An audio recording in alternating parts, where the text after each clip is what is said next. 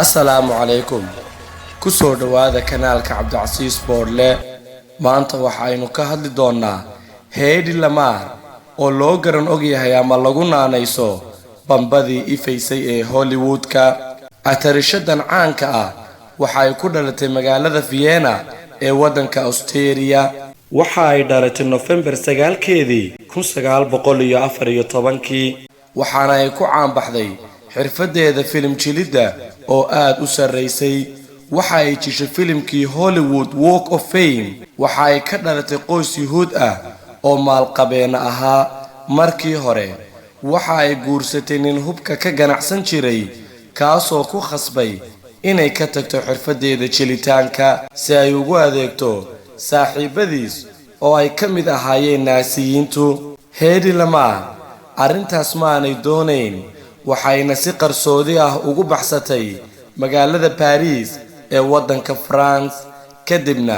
waxay u sii gudubtay magaalada London ee wadanka Ingiriiska halkaas oo ay kula kulantay ninka caanka ah ee lagu magacaabo Louis Mayer oo markaas madax ka ahaa MGM Studios waxa uu u soo bandhigay qandaraas Hollywood-ka ah wuxuuna ku garab istaagay inay noqoto haweeneyda ugu quruxda badan caalamka dadaal fara badan oo ay sameysay iyo iyadoo ahayd gabadh karti badan lahayd waxa ay gaadhay guulo fara badan guulihii ay ka soo hoysay in ka badan 30 filim ayaa ilaa hadda si weyn loogu xasuustaa caalamka balse taas looma arkayn inay tahay geesinimo ficilkii ay liiska geesiyaasha ku gashay waxa uu ahaa inay soo hindistay hab ay ku jaamgarayso mawjadihii raadiyaasha ay ku wada xidhiidhi jireen ciidamada cadowgu sidaas oo wada xidhiidhkoodiina ku goy jiray iyagoo dagaal ku socdo gabadhani waxa ay ku guuleysatay inay jaamgarayso ama ay joojiso xidhiidhkii ay wada xidhiidhi lahaayeen ciidamada cadowgu xataa marka dagaalku uu socdo ciidamada badda ee Mareykanka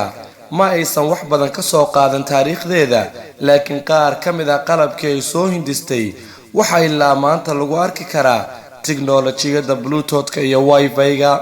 ugu dambeyntii waxa ay dhimatay 19 January sanadkii 2000 waxayna ku dhimatay gobolka Florida ee wadanka Mareykanka